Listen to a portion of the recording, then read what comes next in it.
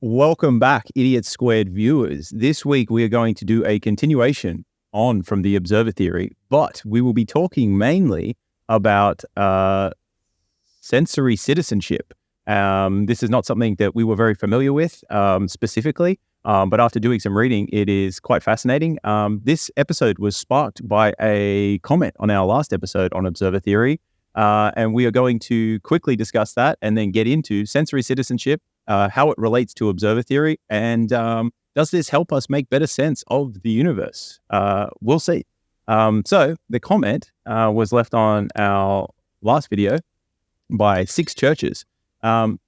Six Churches wrote, "You'd get a lot more mileage by watching Anil Seth talk, search YouTube, about the philosophy of mind concept, predictive processing, and controlled hallucination, as he actually works through actual examples based on sensory illusions and sensory puzzles. It seems wrong for a physicist to dabble with psychology like this. The observer theory, ultimately for us humans, it's an impression created in our minds. But this statement is next to useless without the fact that our minds are also simulating the world prior to the arrival of those sensory inputs. The world doesn't dictate our impressions. Instead, at key moments, it updates a running script, a controlled hallucination." He then mentions anthropologists study a thing called sensory citizenship, a way of studying how different social groups can cultivate different ways of using the senses. Perhaps even like learning to do wine tasting is an example of how perceptions can be trained. Now, fascinating, yes. So Anil Seth, phenomenal. He has some amazing work. I highly recommend reading his book. We will link it in the show notes.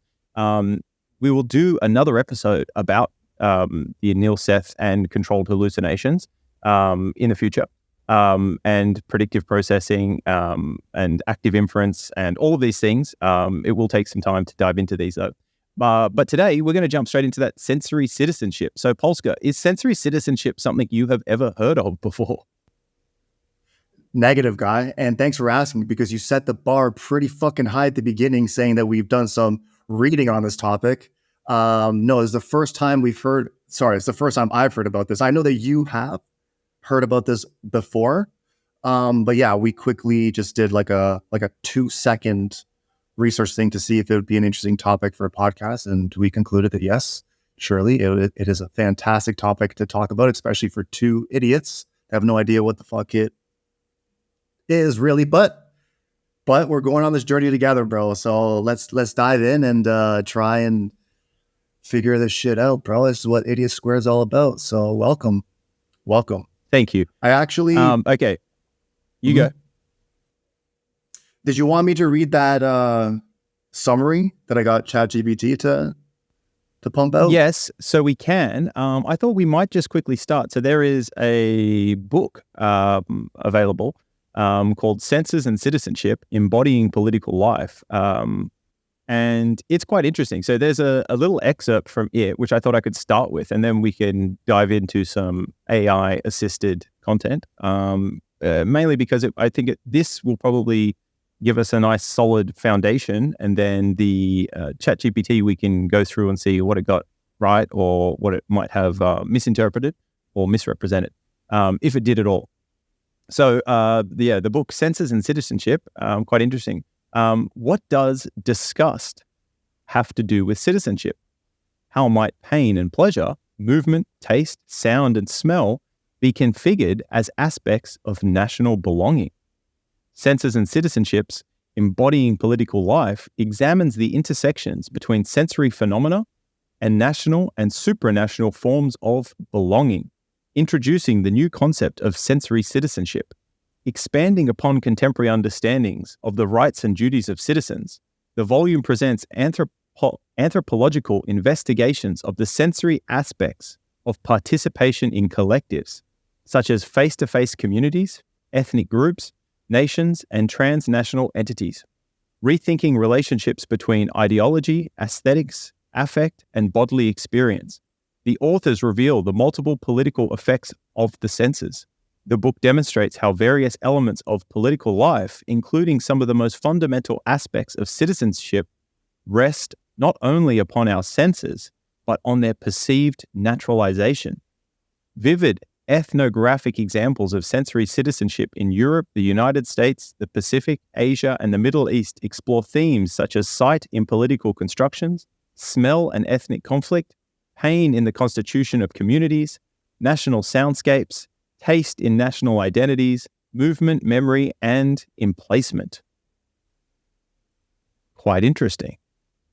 So just quickly, so I hadn't heard of it referred to specifically as sensory citizenships, but I was aware that, your geography, the time you're born, the social setting you're born into, the culture that you're born into will shape how you perceive the world. I think this ties really well in with Wolfram's observer theory. And so, this is the first time I've heard it referred to as that. I thank Churches for the comment. Really appreciate it. And we can dive in. So if you want to do your ChatGPT thing, unless you have any reply to that. I would say the biggest experience I've had with this personally is when you go to different countries and you try their cuisines from different countries, and you get an understanding of what sort of textures and tastes some of these cultures like. For example, I haven't been to China, right? But I've heard that in China, they enjoy slimy textures, right? Chicken's haven't been feet. to Japan, but so they boil them, right? Yeah. Very gelatinous like boiled, on the outside. like boiled chicken feet. Yeah. And apparently like that slimy texture is something that they enjoy. I personally, for me, I like crunchy textures, like a nice crispy pizza's dope, crispy French fries. When I'm eating like shit, obviously. But I feel like Western cultures have a different affinity to certain textures than other cultures. And I know in Japan, this is kind of strange, but kind of cool, actually. Apparently, it is a delicacy to serve. I think it might have been an octopus. Like you serve a recently cut lock, like they cut off like one of the arms of the octopus, and they serve it while it's still moving. And they will like take it and eat it while it's still moving. And apparently, that's like a delicacy in Japan. So that's pretty interesting. And even like certain tastes. I will say in Colombia, from my experience, they like pizza with a shit ton of cheese, like mad fucking cheese. And they like that their sauce is really sweet. And they like sweet sauce on most Western foods. For example, spaghetti, they'll serve it with ketchup. Like they'll put mad ketchup into the spaghetti sauce. Yeah. Interesting. So a food that kids like to eat here are noodles with sausages and ketchup. That's like a go-to meal here. So they really like just Western food, but much sweeter for some reason. I would assume that is a recent development, but that's probably not a what's what I'm looking for. That's not a traditional dish in Colombia. It might be becoming the new traditional dish, but it wouldn't historically have been their go-to, would it? No, that's true. That's true. Well, every culture's food has changed significantly in the last 50 years or 70 years or so, since the introduction of those industrial globalization, industrialized also just sugars. Globalization has made a big difference. Because we now have access to many different regions and the foods and the palates that they've developed within that region. It is fascinating, the differences. Sorry, and that's entirely true. Yeah. Sorry, one more example. This is the best one, actually. This is the funniest one. So in Thailand, this isn't common. Like if you go to Bangkok, you can obviously get like a mad good pizza because there's like Domino's and shit there. I'm not saying Domino's is mad good pizza, but you can get Western style pizzas in Bangkok. But if you go to a village or a less touristy place, the pizza that they make is from a rice cooker. They put the ingredients in the fucking rice cooker and they bake the pizza in there. And the pizza comes out like really, I don't know, it just comes out weird. Like it's like imagine baking a pizza inside a rice cooker. I would imagine it would be rather moist. Yeah, it's not good. I was not feeling it at all, dude. But when when you're in a pinch, bro, and you're just like missing food from home, you're like, fuck it, dude. I'll get that rice cooked pizza. You know what I mean? Yeah, definitely. So you were going to tie this back into sensory citizenship or sensory citizenships. Well, yeah, that's one of the senses, right? Taste. Yeah, and smell. And how cultures are formed based on, yeah. Well, is it cultures are formed on that, or is it that the culture informs the tastes? It forms those tastes. You think? You don't think it's the other way around? Like, that's interesting. Like what came first, right? The affinity for a specific taste? Yeah, so I would say possibly because different groups of people, different cultures, different ethnicities evolved in different geographical locations. Then if you look and see, the taste would start developing, locally, right, based on their geographic location. Like what ingredients do they have readily have access to, and those kinds of things. Obviously, when trade started, different spices and different things could be transported from one geographical location to another, and you could start to get this commingling. But I think initially it's probably informed by where the people were situated and where they evolved. Yeah, like that's why coastal areas are big on fish, have many types of dishes that contain fish, because that's readily available where they live geographically. So yeah, it's a good point. And then you sometimes see like certain tribes, they will eat like specific things that are readily available within where they live, right? So I think like some tribes, for example, it's just an example, but could be eating sweet potatoes, right? Because sweet potatoes are readily available within that region. So they've become accustomed to creating many dishes with sweet potato in it. Yeah. So yeah. So I think you're right, but I was thinking once we became more modernized. Holy shit. Yes. God, that has changed, right? Like for example, in Italy, I don't know if it was pasta or pizza, but like that wasn't actually invented in Italy. They just made it popular and made it like better or something. But apparently originally that came from, I believe it was China that brought over, I don't know if it was pasta or pizza, like the concept, but they brought over those ingredients, and then Italians sort of took it and then they developed their own sort of, Italian touch on that. So it's not necessarily something that was from their region, but it came into their region, and then they sort of developed this culture around this cuisine. Because like, look at Italian cuisine now. It's the most popular, most famous cuisine, probably the number one cuisine in the world.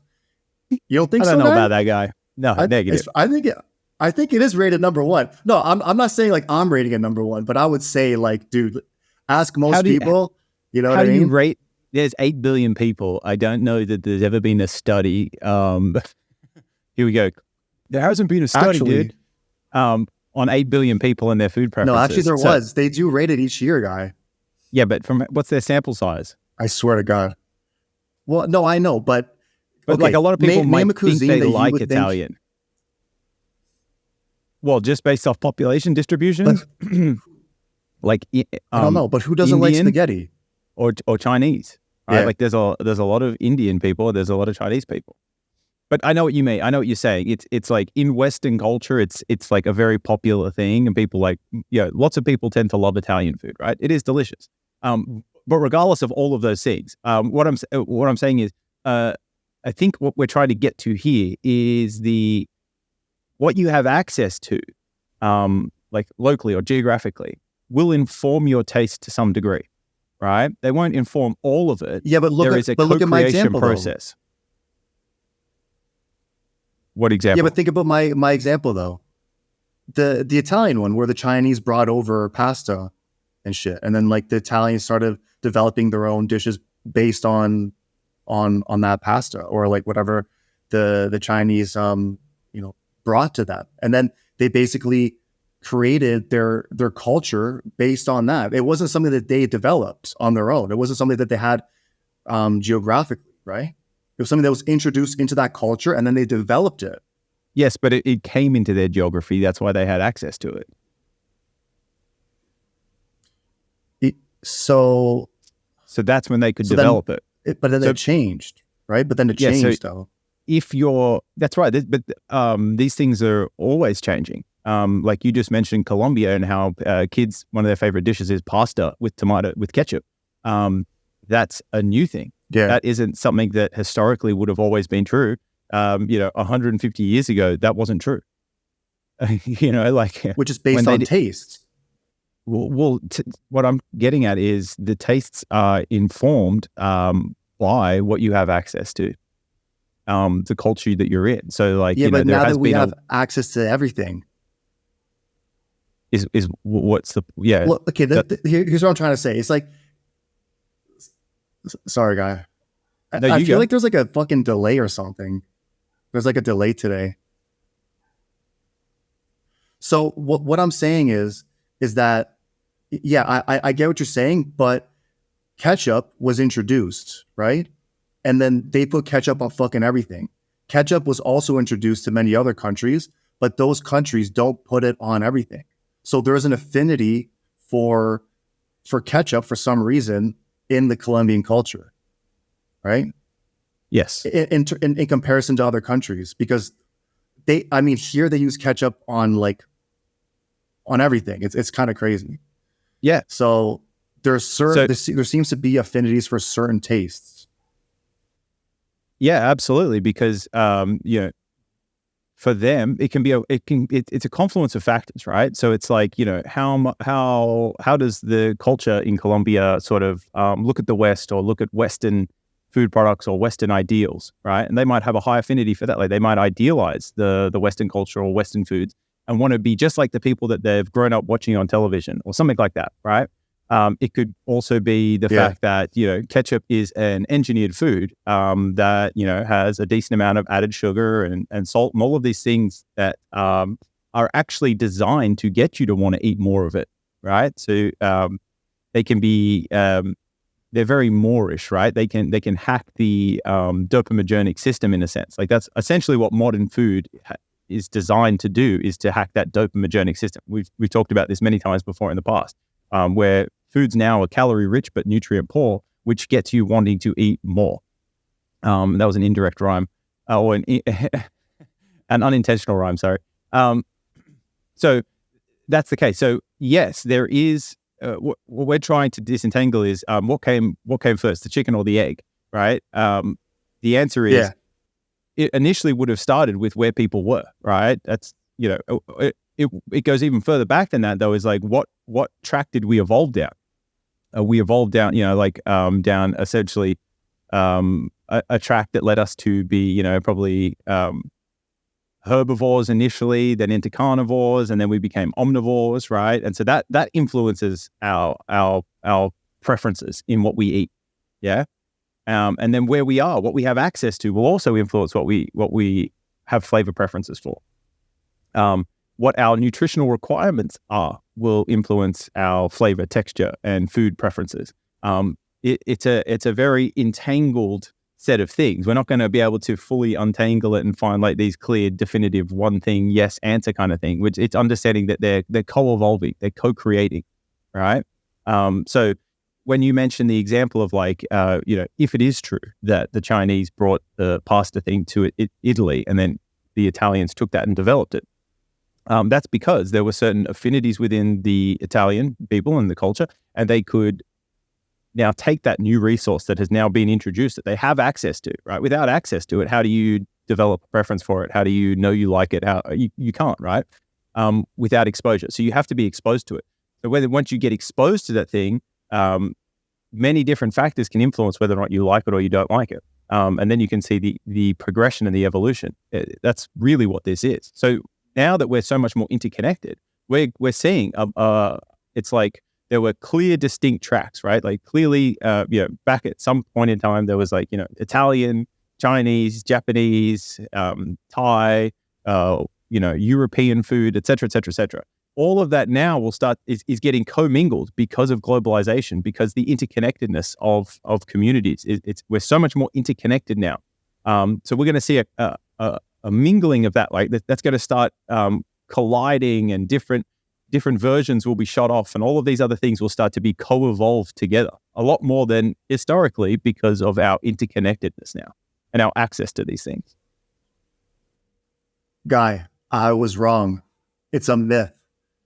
It's a widely believed myth that the Chinese brought pasta to the Italians. So here it says the legend that pasta was inspired by Chinese noodles brought to Europe by Marco Polo in the 13th century has been widely believed. To many, though, the Chinese origins of Italian pasta are a myth. So it is not true, Guy. Not true. Yeah, I didn't believe you for a second. I do have another example. I was willing to entertain your idea, but as you can see from my rebuttal to that, I did not believe you for a second. Why not? Why not? That's like a widely believed myth, isn't it? Not for me. Well, it's not really something I get into. But when you said, "Isn't it true that such and such and such," and then you didn't provide a compelling, rationale or evidence, and then you're like, "I don't even know if this is true." I wasn't going to just blindly believe. But I was willing to entertain it for a second. But yes, regardless of any of that, the point still stands. We can still see this. Yeah. But I do know that Marco Polo brought spices from, I think it was India to Portugal, and made the king rich at that time. Yes. Yeah, so that's true. And so that's something that actually happened. Yeah, so related back to what we're talking about, different spices would have been popular in different regions, okay? Part of that was to do with like the culture already existing, the flavor preferences that already exist in that region.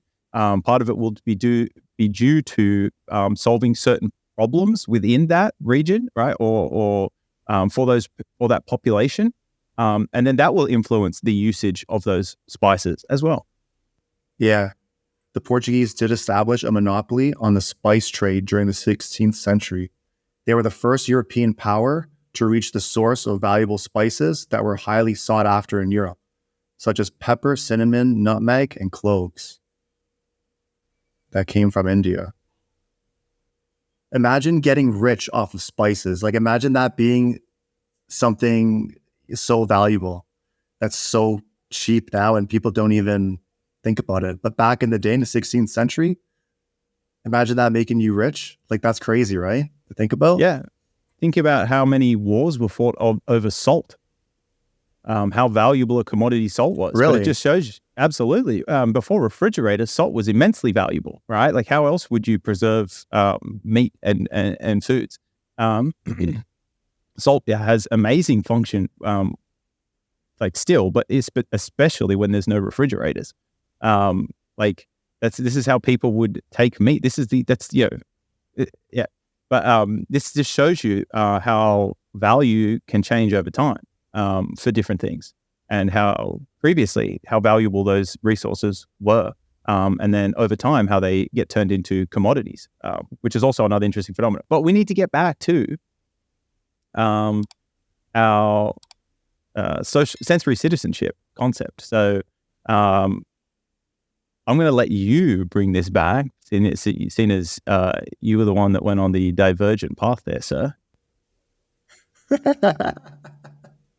That's what I'm here for, bro. What do you mean?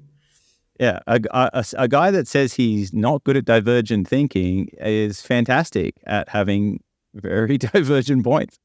All right, what you got? All right, okay, we covered taste. Well, we could talk about the other four senses, right? So we have touch, smell. Yeah, I don't think we need to go into depth with any of those. I think if you said that you had a ChatGPT assisted bit of content about sense making, or sensory citizenship. 6 at 6 churches. The last part of the comment said that just because it's part of the summary. So anthropologists study a thing called sensory citizenship, a way of studying how different social groups can cultivate different ways of using the senses. Perhaps even like learning to do wine tasting is an example of how perceptions can be trained. So I just asked ChatGPT to continue, along this path of thought. So ChatGPT says sensory citizenship is a concept within anthropology that explores how different social groups engage with and cultivate distinct ways of using their senses. The idea is to understand how sensory experiences are shaped by cultural, social, and environmental factors, and how they contribute to a sense of belonging or identity within a community. The example that was provided, such as learning to do with wine tasting, illustrates how perceptions can be trained and shaped through sensory experiences. In the context of wine tasting, individuals learn to discern and appreciate the nuances of taste, smell, and texture in wines. This practice is not just about enjoying a beverage, but involves a trained and cultivated sensory perception that is often influenced by cultural norms, social expectations, and shared experiences within a particular community. Anthropologists studying sensory citizenship might investigate how different groups or communities develop unique sensory practices, rituals, or preferences, and how these contribute to the formation of cultural identities. It's a way of understanding how sensory experiences are not only biological, but also deeply intertwined with the social and cultural contexts in which they occur. Absolutely. Deeply entwined, deeply that sounds like entangled. A pretty good answer, guy. Well, it's not necessarily an answer. It's more of a text completion. But yes, that's definitely useful. So in your example that you just get in the example that was just given, it was talked about wine tasting and how that can influence the distinction of different flavors and also preferences and all that kind of stuff, right? There is a fascinating study done on wine tasting where they get people in an fMRI machine, right? So they can scan their brain activity. And in front of them in the fMRI machine, there will be some information regarding the wine that they're going to taste, right? So they have patients go into the machine. They're presented with some information about the wine that they're about to taste. Okay, it will describe the wine. It informs them of the price of the wine, and a whole bunch of other information pertaining to that wine. Right, like sort of like priming the person with like what they can expect to experience in a sense. Okay, and what they found when they did this, right? So one of them was like it's a $10 bottle of wine. It's grown here. It's made of these grapes, et cetera, et cetera, et cetera. They give the person then tastes the wine and they measure the brain activity, okay? What they did with this study that was fascinating was they used the same wine, okay? So then they changed the information that was presented to the patient, right, or to the subject. And the second version was this wine is majestic. It's from this special region in France and it's very expensive and da-da-da-da-da. Like they really talked up the wine, right? Then they gave the subjects the wine, the same wine that they had in the first one, right? And the brain activity, the sensory experience exploded, right? So it's not just the thing that we taste, but it's the story that we've been told or we tell ourselves about the thing we're about to taste that has a massive influence on our experience of that thing. I'm fucking loving this right now because I've known this about the wine community. I knew they were full of shit, dude. I've always known this. Every time I taste wine, I'm like, yo, it's all the same. It's all the same bullshit. Like, yeah, it's all like there's minor differences, but come on, dude. Some of these wine connoisseurs, I knew they were full of shit. Okay. No, I'm sure there are differences. I'm sure if you do it enough time over many years, yes, you can find distinct differences. I just do think that it's exaggerated a little bit within that community. That's all I'm saying. It's sort of like the art community, same thing. Yeah, it's a collective hallucination. And you can there you go. Yes, you can be co-opted into that for sure. But But I just wanted to make that point, right? So that is a very fascinating thing, yeah? So it was the same wine, but two different stories. And the brain activity or the sensory experience of the wine changed, not because of the underlying wine changing, but because of the story about the wine changing. So we see how... sense. Yeah, absolutely. We see how interesting this is, and how there are many factors to consider with all of these things. So again, like, we're not going to be able to pull out the one or the other. So yeah, I just thought that was a good point about the wine. I also put some information into ChatGPT, and it wrote a pretty nice little overview. I've done a couple back and forth since then to distill this a little bit. But I wanted to specifically relate this at the end to Wolfram's observer theory. So this is pertaining to the book Senses and Citizenships, Embodying Political Life. And the concept of sensory citizenship ties the role of sensory experiences to the understanding and enactment of citizenship. This approach suggests that the senses, such as taste, smell, sight, sound, and touch, play a significant role in how individuals and groups experience and engage with notions of national and supranational belonging. So here's a bit of a breakdown of how each sensory aspect might contribute to this concept. So disgust and citizenship. Disgust could be related to citizenship in the way certain practices, people, or cultural elements are perceived within a nation. This feeling can influence attitudes towards inclusivity or exclusivity in a society, impacting the treatment of different groups and the overall social fabric.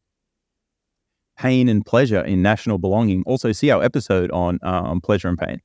Pain and pleasure can be pivotal in shaping collective memories and identities.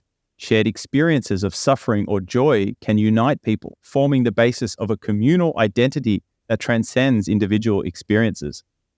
Movement as a component of citizenship. Movement, both physical and social, can signify the fluidity of borders and identities. The way people move within and between nations and how this movement is perceived and regulated can be a crucial aspect of understanding citizenship. Taste, sound, and smell in national identity. These senses can be deeply tied to cultural identity and heritage. The unique cuisines, music, languages, and sense of a place can evoke a sense of belonging and are often used to symbolize national identity. Sight in political constructions. Visual elements like flags, uniforms, and architecture often carry symbolic meanings and are used to construct and convey political ideologies. Okay, so the reason I wanted to read that was because I think this highlights a very important thing about this sensory citizenship kind of thing. A large part of all of these things is essentially because of familiarity, right? Like, when you're born to people in a specific region or country, those people typically would have evolved in that region or around that region just because we didn't have the levels of transport that we do today. Okay, so now this is changing now, right? It's speeding up. The variance is going to increase. But when they say, certain smells, certain sights, certain things can evoke a sense of belonging, right?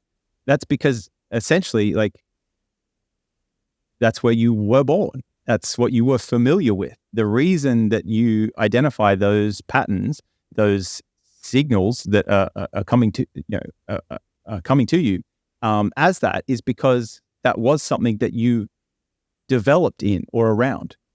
It's familiarity, and the reason that is sort of pleasurable, I think this is what the observer theory sort of gets to, is because it's a correct prediction. I think this aligns with a Neil Sess model in that we are continuously predicting what is going to be happening. Right? We're continuously predicting what to expect. And when we get something that is familiar, that's a correct prediction. It's like, oh, we know that.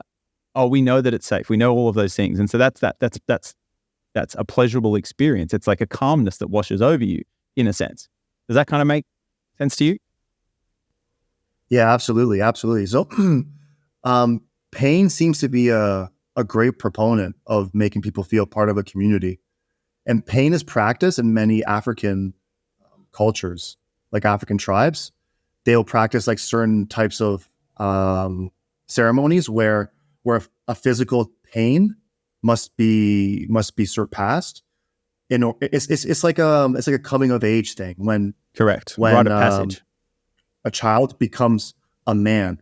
And the one example I'm remembering at this moment is they have this sort of bee or wasp. I can't remember what the name of it was, but it has a pretty significant sting. Like it's up there, right? And what this tribe does is the coming of age ceremony, they will wove in, like with the stinger facing into this glove. Like, so they'll have like these bees in this glove and they'll wove in the bees in there. So the stinger's like facing like the inside of the glove. You know what I mean, right? I'm explaining how fucked up, but there's hundreds of bees in this glove. Or it is weave woven it in. That's what it is. Yeah, thank you. Yeah. Woven in. Yeah, thanks. I'm forgetting English. It's all good. So what the adolescent has to do to become a man is put their fucking hand in this glove and leave it in there for an allotted amount of time. I don't remember what the time is, but it's significant. And if they can't withstand the pain and they take their hand out, they have to perform the ceremony all over again. And I've heard of this could occur up to 20 times in some cases. And the pain is so intense that many times they lose like the feeling of their hand for up to 3 days. Yeah. Something like crazy. Like something that I heard. But yeah, it is crazy. And many African cultures practice ceremonies of this kind where physical pain is involved to become a man. Yeah. So yeah, it's a great proponent of feeling for their... You go. No, I was just going to finish with, pain seems to be a great proponent of making people feel part of the community. Yeah, I would say slightly different. I would say pain is a tool that is used to enhance the sense of community. And so can pleasure, right? They both can be. They're both ends of that spectrum that are used. Yeah, but I'd say tool in a sense. So it's not just African nations, like, many cultures have these practices and have had these practices. I think it's interesting in Africa because it's still happening, right? Like it's still a big part of the culture there. Whereas you see in other cultures, these are things that used to be done, like they used to have these sorts of rituals, and now those rituals are changing. And the rite of passages are changing now, right? Like in some Western cultures, the rite of passage is like, getting your driver's license, turning a certain age now signifies that you're a man, right? Like we've in certain cultures, we've gone away from those other sort of tribal practices, not tribal practices, those specific types of practices with that, that rite of passage ceremony. And these rite of passage ceremonies have evolved or changed into being slightly different. Whether or not they're as useful, effective, or whatever, who knows? But we do know that they've changed. Do you sort of see that evolution?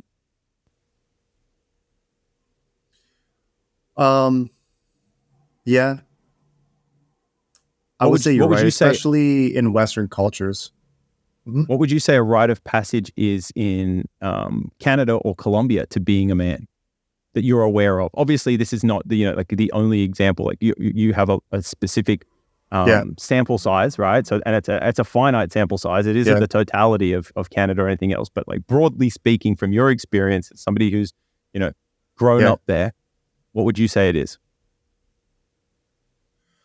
Damn, I had one. When you were asking that question, I had something on my mind. I need to think about it a little more. But the one that came to mind is actually not about men; it's about women. That's weird in Colombia, but actually in South American cultures. So with women, they have this thing called quinceañera, right? And just in quince means 15, and quinceañera, I guess it's just a play on the word 15 for an event or a party that they will have when they turn 15. And this is all surrounded by the fact that they're becoming a woman, which is really strange to me. Because what does that teach the culture? It teaches the culture that a 15-year-old girl is now a woman, which I think is a little bit ridiculous. And it was probably practiced back in the day, when people didn't live as long and we needed to make sure we produced faster at a Reproduced. younger age when it made sense. When it made sense to do so. But I feel like that's like an old practice cultural thing that is sending the wrong message to the culture. And for some reason, every single South American culture practices this quinceañera. And they're so over the top, bro. Like, I mean, you know, the dresses, the parties, the food, it's crazy. And it's all about this 15-year-old girl becoming a woman. But she's not a woman yet, not even close. You know what I mean? In your definition, so it's a little bit strange. Well, it's a girl, dude, like a 15-year-old. Yeah, you're right. In my definition. But like, I just feel like it sends the wrong message. You know what I mean? Yeah. Because another thing I see here, which I think there's a direct there's a correlation that I've created from my perspective. The reason why there are so many underage pregnancies in South America could be because we're teaching people that, a 15-year-old girl is a woman now. So go for it.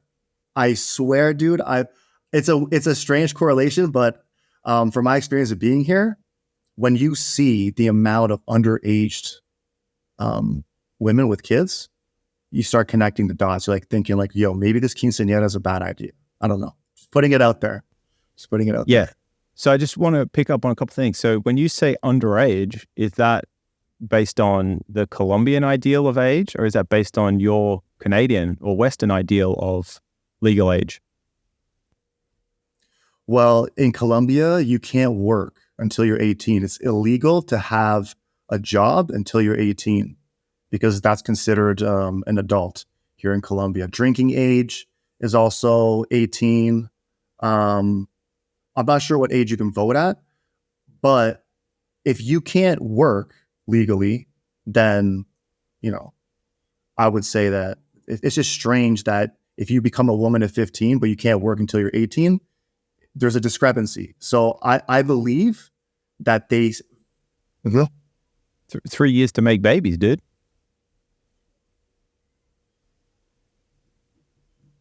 I don't know.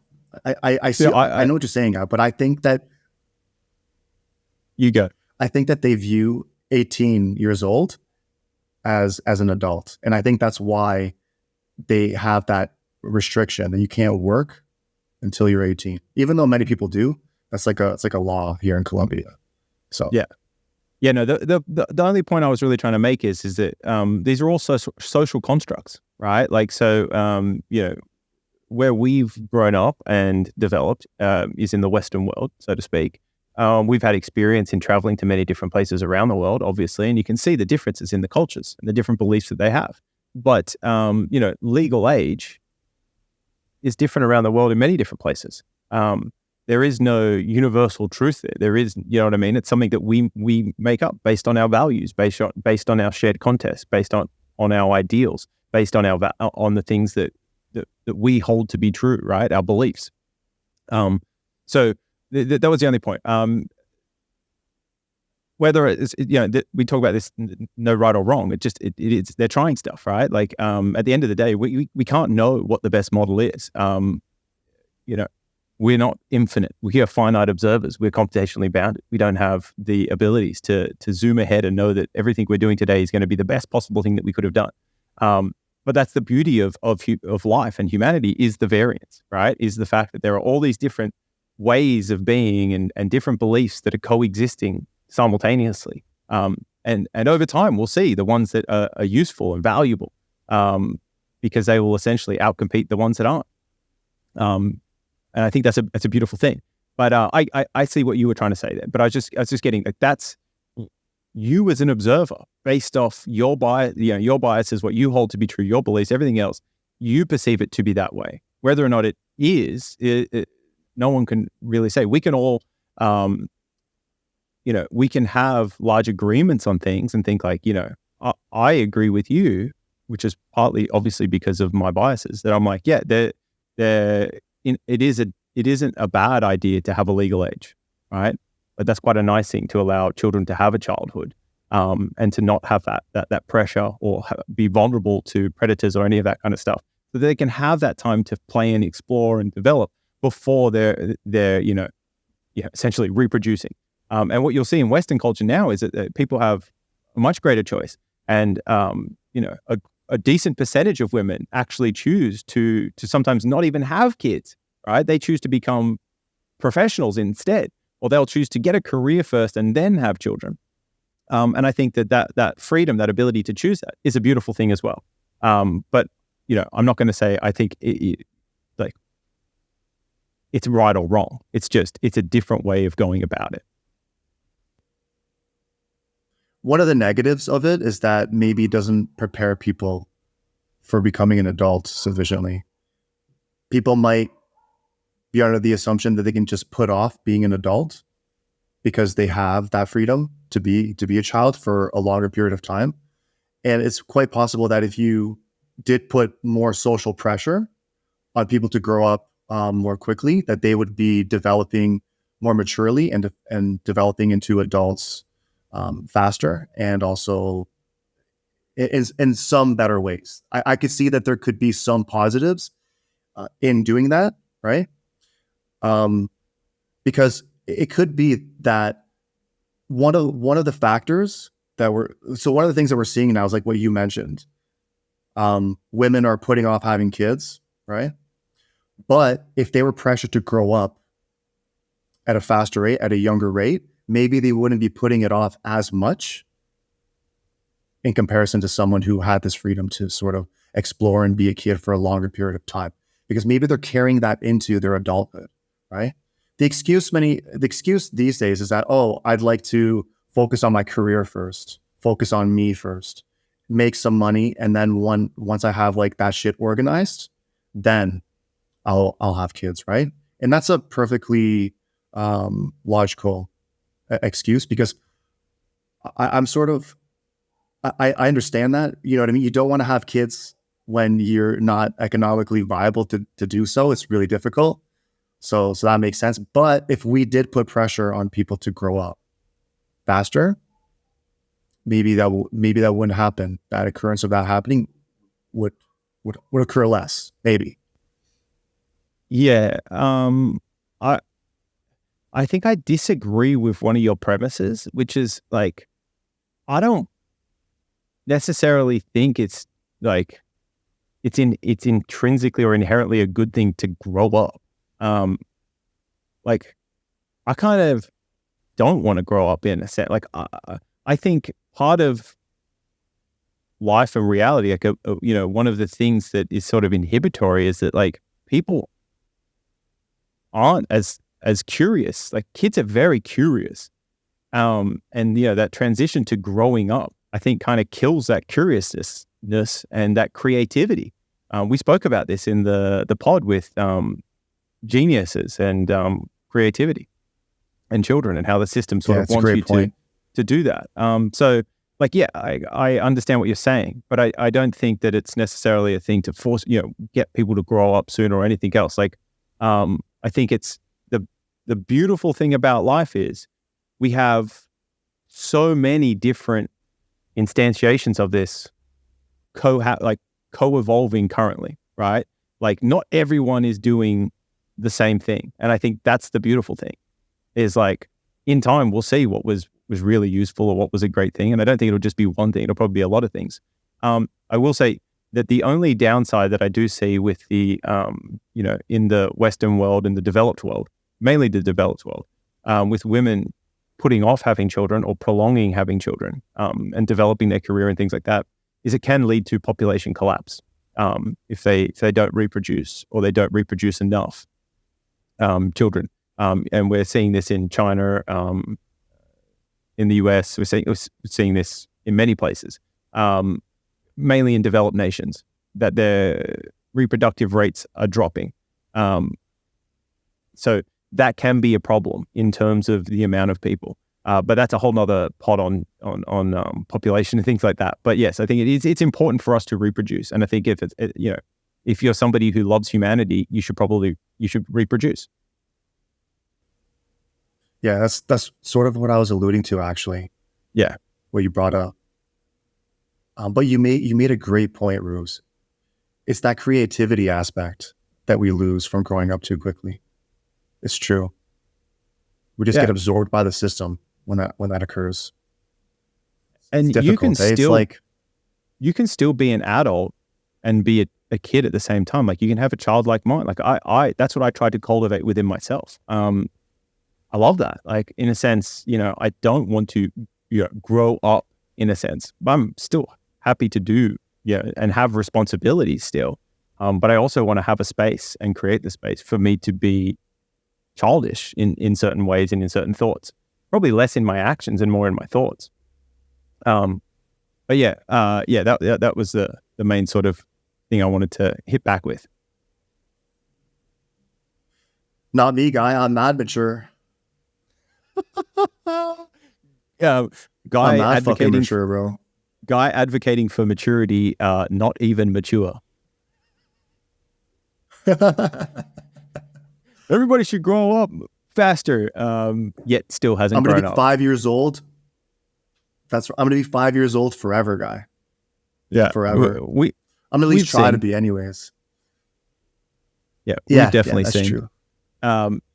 Okay, so let's wrap this all back together. Let's tie this into the observer theory. Okay, so so when Wolfram talks about the observer, he emphasizes the importance of the observer in shaping the perception and understanding of reality. Right? I think what we've taken away from this sensory citizenships is that it's not solely the observer, but it's also the environment, the culture, the setting, the time that thing evolves. So it's a co-evolution, right? And we know this, and Wolfram also knows this, because as an observer, you're embedded in a system. So you're not separate from the system. So nothing you do is separate from the system. It is entangled in a sense. And what we also know from these explorations with observer theory and quantum mechanics is you can't actually observe something you're not entangled with. So being able to observe is a form of entanglement, right? Which is very interesting. Okay, so I'm just going to give a quick little overview of the Wolfram thing, and then I'm going to try and tie this back into the sensory citizenships. Okay, and this is assisted by ChatGPT. So it proposes that an observer simplifies the complex reality of the world into a more manageable and comprehensible form, filtering and processing information through their own unique perspective. This process involves various mechanisms like equivalency, computational processes, and the generation of a reduced representation of reality suitable for a finite mind. Now, I would refer to that as being a model, right? That's what we do. We develop a model. You can think of a model as a map, right? And remembering that the map, never the territory, it is always some finite representation or a coarse graining or an abstraction of the territory, okay? And they're very convenient, right? And this is purely because there is so much more information out there in the world, in the universe, than we can hold or model within our minds, because we are finite and the universe could be potentially infinite. So on the other hand, the concept of sensory citizenship, as explored in Senses and Citizenships, Embodying Political Life, deals with how sensory experiences like taste, smell, sight, sound, and touch shape individuals' and groups' experiences and engagements with national and supranational belonging. This approach suggests that these sensory elements are integral to understanding citizenship as an embodied experience, which I would agree with. Citizenship is an embodied experience. The relation between these two concepts lies in the role of perception and interpretation in shaping an individual's reality. Just as Wolfram's observer theory describes how an observer interprets and simplifies the complexity of the world, the concept of sensory citizenship illustrates how sensory experiences influence individuals' perception of and relationship to their national and social identity. Both theories acknowledge the subjective nature of perception and how personal or collective experiences shape one's understanding and interpretation of the world, whether it be in the context of physical reality or social belonging. So by analogizing these parallels, it becomes evident that both theories highlight the importance of perception and sensory experiences in shaping individual and collective realities and identities. So I think what Wolfram's getting at with this observer theory is a much more abstract version, a more general version of this concept. And through this lens, we can better understand these concepts like sensory citizenship. What do you think?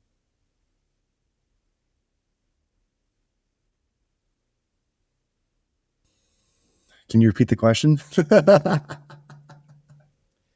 So I think that sensory citizenship, the field of study, that idea, that concept, is a specific case, right? And I think what Wolfram's doing with the observer theory stuff is making that a lot more general, right?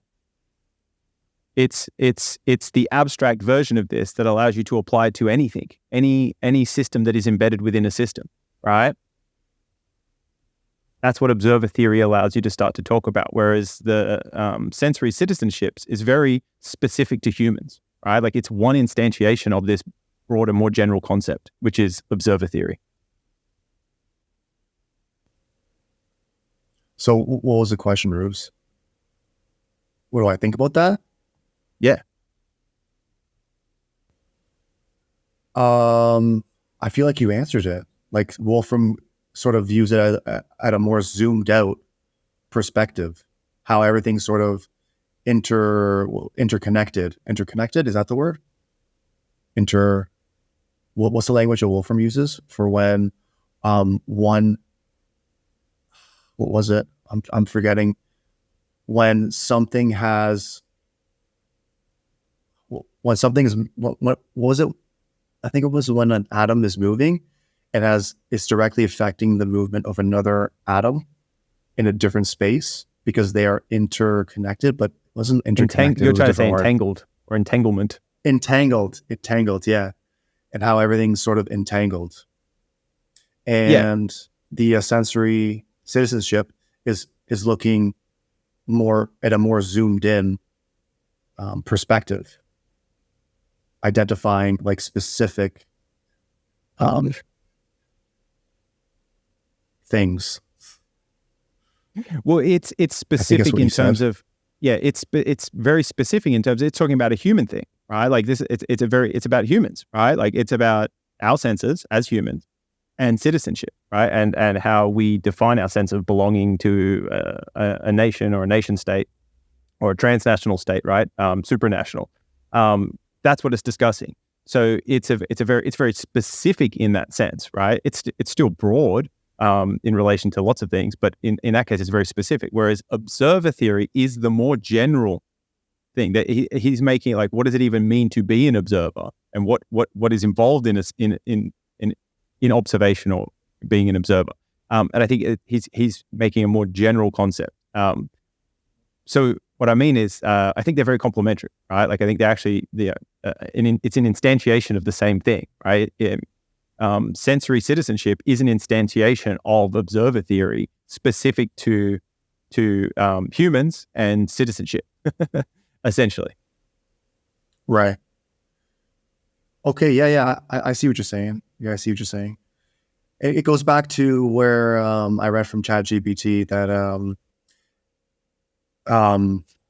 what was it again? It was the part about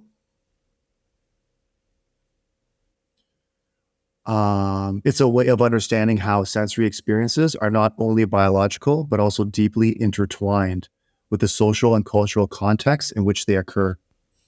Yeah, absolutely. Yeah. So there's so much in this, like it's so deep.